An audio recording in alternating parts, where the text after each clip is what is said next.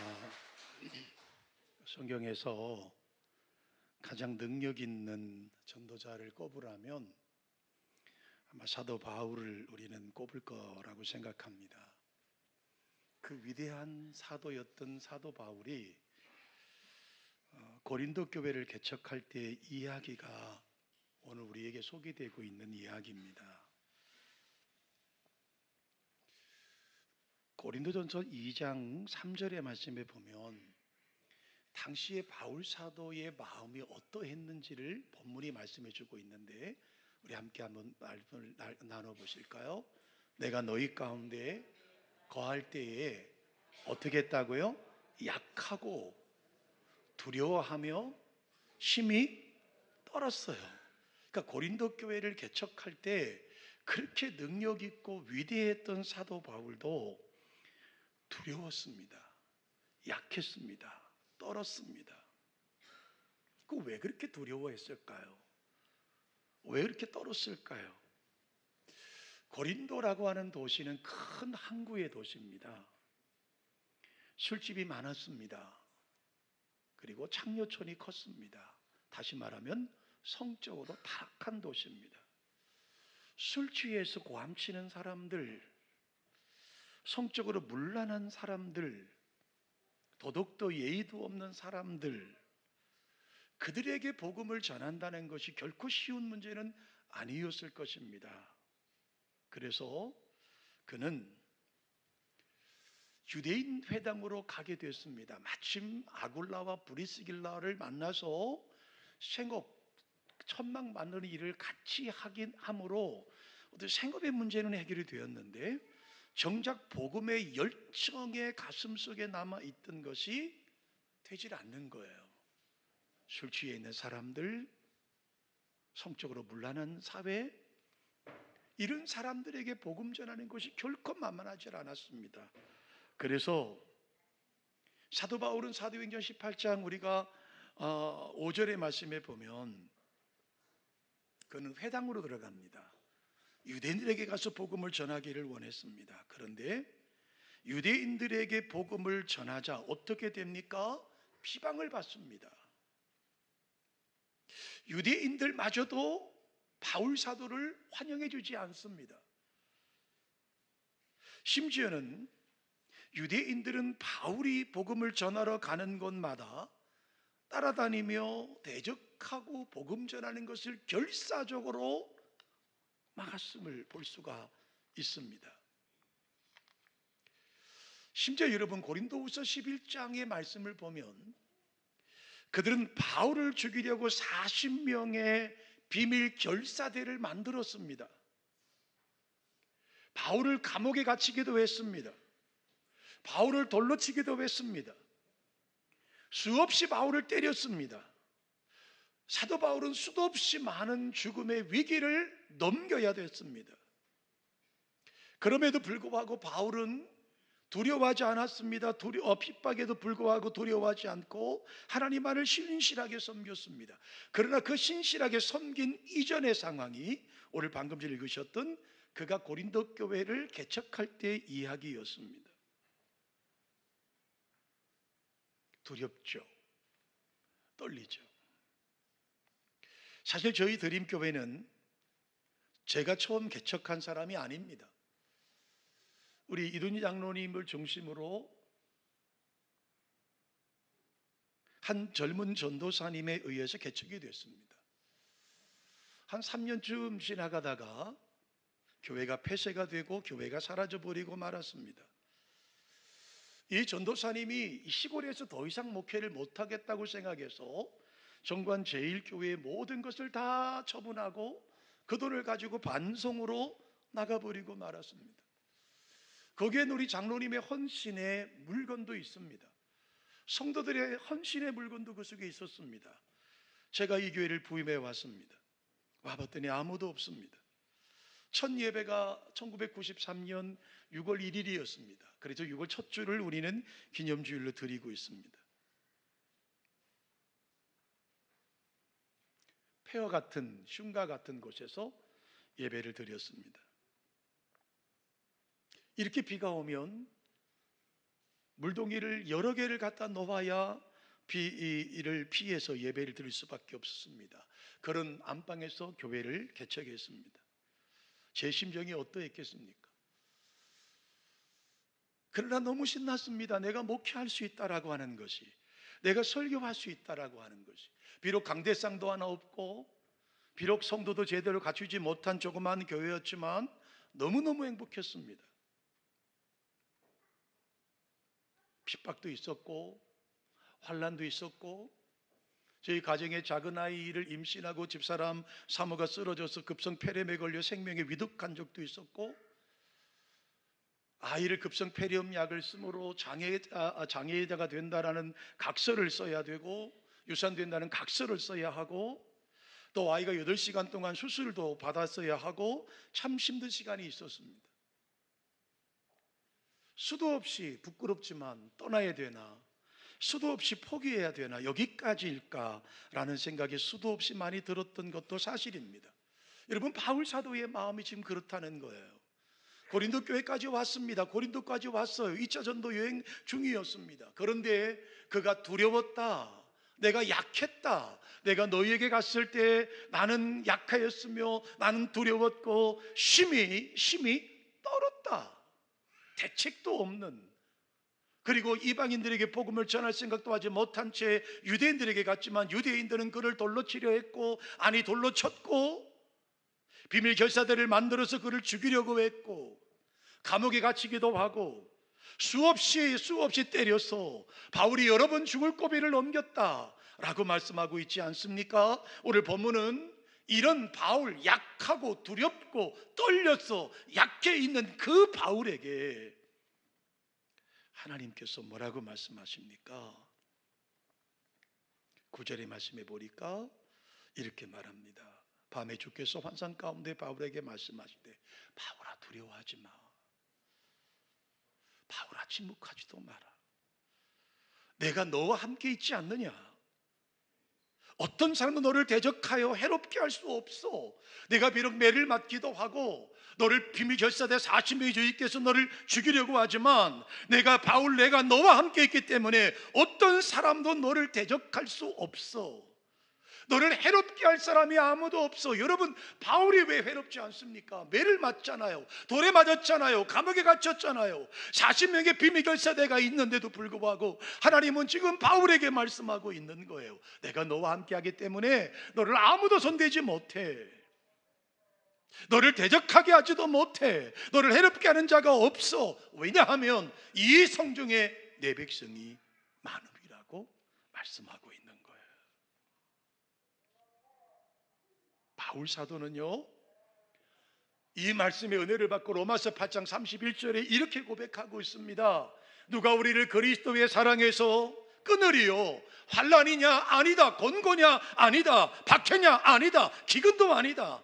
적신이냐? 아니다. 위험이나 칼이냐? 아니다는 거예요. 아무리 칼이 위험하고 아무리 적신이 위험하고 아무리 가난이 오고 아무리 배고픔이 와도 그리스도의 사랑에서 끊을 수가 없더라는 거예요.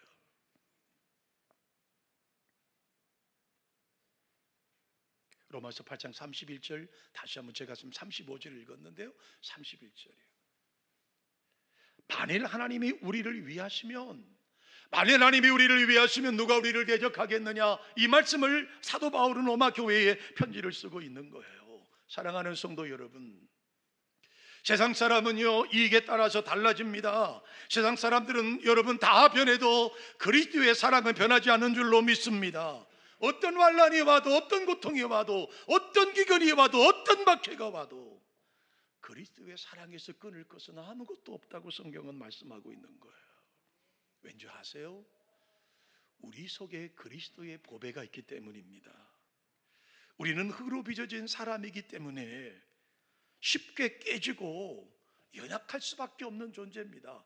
여기 저를 비롯해 누가 감히 하나님 앞에 완벽하다고 말할 수 있는 사람이 여러분 어디 있겠어요? 우리는 질그릇입니다. 수도 없이 깨지고 또 깨지고 또 깨집니다. 하지만 보잘것없는 질그릇이라도 그 안에 보배이신 예수 그리스도를 모시고 살아간다면 어떤 환난, 어떤 고난, 어떤 고통이 온다 할지라도 우리는 반드시 이겨낼 줄로 믿습니다. 바울 사도가 그것을 지금 고백하고 있는 것 아니겠습니까? 고린도후서 4장 7절로 9절의 말씀을 우리 한 목소리로 한번 천천히 읽어보실까요?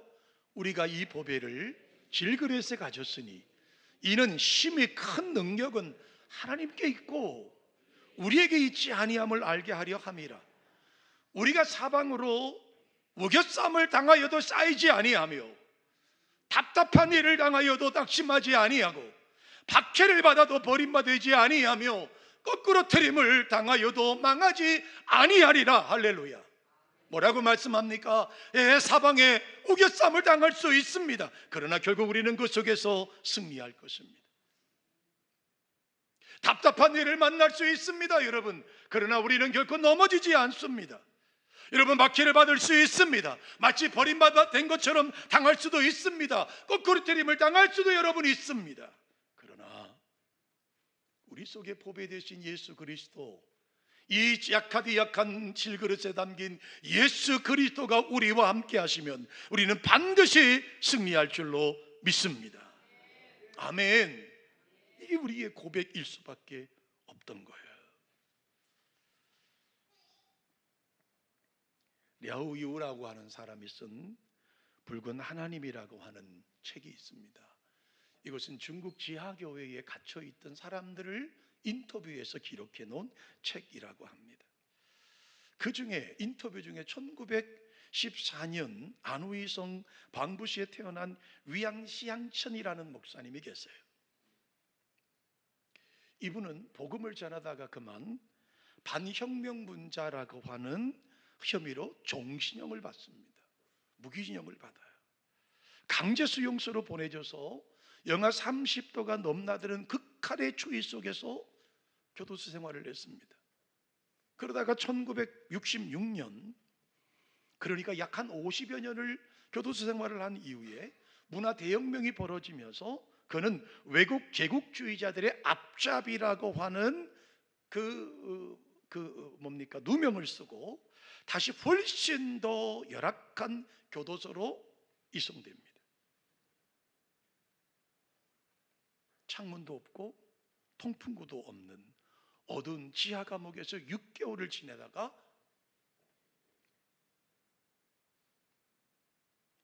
석방이 됩니다. 그의 고백을 이렇게 해놓았습니다. 그것이 매우 추운 지역이라서 많은 사람들이 죽었고 많은 사람이 아파했습니다. 그러나 저는 아파하지도 않았고 죽지도 않았습니다. 이 모든 것이 하나님의 은혜였기 때문입니다.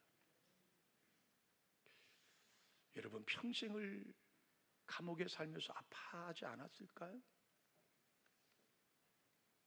안 추웠을까요? 아니요, 추웠을 겁니다. 아팠을 겁니다.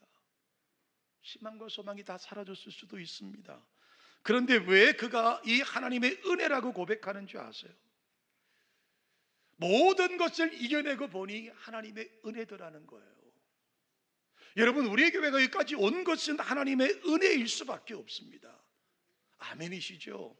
34년이 그냥 흘러봤을까요? 아니에요. 끊임없는 어려움과 눈물과 끊임없는 아픔이 있었던 것도 사실입니다. 그러나 바울 사도가 오늘 우리에게 고백합니다. 이 모든 것은 하나님의 은혜라고 말하는 겁니다. 여러분, 바울은 회당에서 유대인들이 대적하고 비방하며 복음을 전할 수 없게 되자 디도 유스도라고 하는 집에 들어가 머물게 되었습니다. 바울이 유스도의 집에 머물며 고난 중에 담대하게 복음을 전할 때에 회당장 그리스도보와 그 온 집안이 예수를 믿었어요. 여러분, 당시 회당장은요, 회당 건물을 책임지고 있는 사람이에요. 그리고 회당의 일정을 조정할 수 있는 사람이에요. 설교자를 세우고 세우지 않는 것은 회당장의 권세입니다. 질서를 유지하는 일을 했습니다. 유대인들에겐 굉장한 영향력을 발휘하는 사람이었습니다. 유대교회의 권위자인 회당장 그리스도가 바울의 전도를 받고 예수님을 믿게 되자 수많은 고린도의 사람들이 예수님 앞에 돌아왔다고 말씀하고 있지 않습니까? 바울은 어렵고 힘들고 눈물 나고 너무너무 가난하고 고난스러웠지만 복음으로 이겨냈습니다. 그걸 참았습니다. 그리고 복음을 증거했습니다. 이 놀라운 일이 있었지 않습니까? 고린도후서 1장 5절로 7절을 우리 한번 다 같이 또 읽어보실까요? 읽습니다. 그리스도의 고난이 우리에게 넘침같이 우리가 받는 위로도 그리스도로 말미암아 넘치는도다. 우리가 환난당하는 것도 너희가 위로와 구원을 받게 하려는 것이요 우리가 위로를 받는 것도 너희가 위로를 받게 하려는 것이니 이 위로가 너희 속에 역사하여 우리가 받는 것 같은 고난을 너희도 견디게 하느니라. 너희를 위한 우리의 소망의 견고함은 너희가 고난에 참여하는 자가 된 것 같이 위로에도 그러할 줄을 알미라. 아멘. 여러분, 그렇잖아요. 고난이 없는 게 아니에요. 환난이 없는 게 아니에요. 여러분, 이 고린도 교회가 모든 것이 순적한 것이 아니라는 거예요. 여러분, 이 땅에 고난이 강하면 강할수록 하나님의 은혜가 더 큰 줄로 믿습니다. 하나님께 억울한 누명을 쓰고 옥에 갇힌 요셉에게 술 맡은 관원장과 또 꿈는 관원장의 꿈을 해석할 수 있는 기회를 하나님이 주셨어요. 요셉이 해석해 준 대로 다시 복직한 술 맡은 관원장은요, 훗날 바로 왕이 꿈을 꾸고 그것을 해석할 사람이 없을 때 요셉을 천가하지 않습니까? 결국 요셉은 그 꿈을 해석하고 애굽의 총리 대신이 되지 않아요. 이것이 하나님 베푸시는 은혜라는 거예요. 하나님 베푸시는 은혜. 우리가 고난으로 인하여 낙심하지 않고 하나님의 은혜를 사모하면 하나님은 어떤 고난 중에서도 은혜를 베푸시며 그 고난으로 인해 오히려 승리의 원동력으로 만들어준 줄로 믿습니다. 빌립보서 4장 6절과 7절 우리 한 목소리로 함께 읽어보실까요? 아무것도 염려하지 말고 다만 모든 일에 기도와 간구로 너희 구할 것을 감사함으로 하나님께 아뢰라. 그리하면 모든 지각에 뛰어난 하나님의 평강이 그리스도 예수 안에서 너희 마음과 생각을 지키시리라. 아멘. 아무것도 염려하지 말라. 다만 모든 일에 기도와 간구로 너희 구할 것을 감사함으로 하나님께 아뢰라고 말씀하고 있지 않아요? 마지막 세 번째로 본문이 우리에게 보여주는 하나님의 은혜가 있어요. 우리 다 같이 아까 읽으셨던 9절의 말씀을 다시 한번 9절과 10절의 말씀을 한번 읽어보실까요? 밤에 주께서 환상 가운데 바울에게 말씀하시되 두려워하지 말며 침묵하지 말. 내가 너와 함께 있음에 어떤 사람도 너를 대적하여 해롭게 할 자가 없을 것이니 이는 이 성중에 내 백성이 많음이라 하시더라. 하나님은 바울에게 말씀합니다. 바울아, 두려워하지 마라. 바울아, 침묵하지 마라. 바울아, 내가 너와 함께 있을 것이다. 두려워하지 말고 침묵하지 말고 그리고 내가 너와 함께 할 것이다. 저는 가끔씩 제 목회 여정에 어렵고 힘들 때 찾아보는 유튜브가 있습니다. 방송실 우리 유튜브 하나 잠시 한 1, 2분 되는 거 한번 보시고 제가 설교 마무리하겠습니다. 지금까지 역대 목회자들의 이 리스트를 가지고 있는 교회입니다. 이 고린도에는 사도 바울의 전승을 이어서 지금까지 전해 내려오는 사도 바울 기념교회가 있습니다. 교회 정면에 오른쪽에는 사도 바울이 그리고 왼쪽에는 베드로의 모습을 그려놓고 이곳을 찾는 분들에게 이곳이 어떠한 곳인지를 말해주죠. 교회 좌편에는 종탑이 있는데 높이가 33m, 즉 예수님의 생애 33년을 기념한다는 의미에서 33m의 종탑이 이렇게 있습니다. 오늘날의 신고린도에 위치한 중심에 이렇게 사도 바울의 기념교회가 있고요. 네, 무엇보다도 교회 안은 이렇게 우리가 성지순례 때 이곳을 찾게 되면은 정말 방문을 하면서 은혜를 받고 교회가 얼마나 역사적이냐 하면 이 고린도의 사도 바울에 의해서 교회가 시작이 되었는데 사도 바울 이후 지금 현재 목회자가 89대 목회자까지 역대 목회자들의 이름이 쫙 이렇게 나열되어 있는 정말 역사적이지 않습니까? 사도 바울 이후 지금까지 2000년 동안 이곳 고린도 교회의 목회자의 명단이 이렇게 있습니다. 이 고린도 교회의 왼쪽에 역대 목회자의 리스트가 있다면 그 맞은편에는 그 유명한 사랑장입니다. 고린도전서 13장의 사랑, 즉 사도 바울이 이 고린도에 보낸 편지에 그 유명한 사랑장이 헬라어로 이렇게 기록되어 있는데요. 와, 이 사랑하는 드림 가족 여러분, 여러분이 방금 전에 보셨던 그리스라고 하는 나라에 있는 사도 바울 기념교회입니다. 이미 교수님을 통해서 설명을 들으셨겠지만 큰 33m의 종탑이 있습니다. 그리고 오른쪽에는 사도 바울의 형상이 그려져 있고 왼쪽에는 사도 베드로 사도의 사진이 걸려 있습니다. 그림이 형성화되어 있죠. 그리고 여러분 보셨던 그 인물화 옆에 교회에 들어가는 입구에 양쪽 벽에 두 개의 상징적인 것이 있어요. 하나는 1대 담임 목사님이었던 사도 바울, 2대 담임 목사님이었던 아볼로까지 시작해서 현재 89대 담임 목사님의 이름이 새겨져 있습니다. 2000년의 역사가 고스란하게 명단이 적혀 있습니다. 제가 계산기로 계산해 봤더니 적어도 한 목사님이 22년 7개월 정도 목회를 해야 약 한 2026년 정도가 나오게 되더라고요. 여러분, 우리 한번 멋진 꿈을 꿔보시지 않으시겠습니까? 한 가정에서 출발했던 교회가 2000년의 역사를 89명의 교역자가 담임을 하며 지금까지 존재한다고 한다면 우리 드림교회도 주님이 재림하실 때까지 존재되는 교회가 되기를 주님의 이름으로 축원합니다.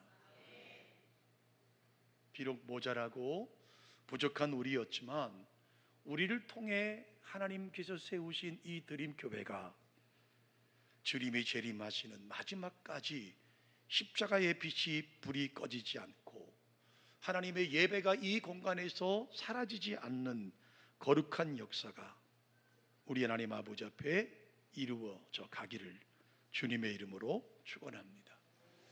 우상이 많았고 술집이 많았고 성적으로 타락했던 그 고린도에 바울을 통해서 복음이 들어왔고 그 복음이 2000년이 지나는 지금까지도 존재하고 있다면 사랑하는 교우 여러분, 우리도 겨우 34년 살았던 우리도 더 큰 꿈을 꾸고 앞을 향해 달려갈 수 있는 우리 드림교회가 되기를 주님의 이름으로 축원합니다. 하나님 고맙습니다. 감사합니다. 초라하게 그지없었던 우리들을 34년 동안을 지키시고 보호하신 하나님을 찬양합니다. 우리는 연약했습니다. 우리는 부족했습니다. 우리는 미약했습니다. 하나님 아버지의 크신 은혜와 하나님 아버지의 크신 영광이 주님의 소망으로 이루어지고 주님의 소망으로 나아가며 아버지의 거룩한 영광을 주여 감당할 수 있는 아버지의 종들 되게 도우시고 인도해 주시옵소서. 이제 새로운 고린도 교회의 꿈을 꿉니다. 하나님, 비록 초라하고 내실곧 없는 우리 드림교회를 통해서 하나님의 거룩한 복음이 이 땅에 증거되고 영광의 소망이 주님 앞에 거할 수 있는 하나님의 거룩한 백성 되기를 간절히 바라고 원하올 때 거룩하신 주 예수 그리스도의 이름으로 축복하며 기도합니다. 아멘. 아멘.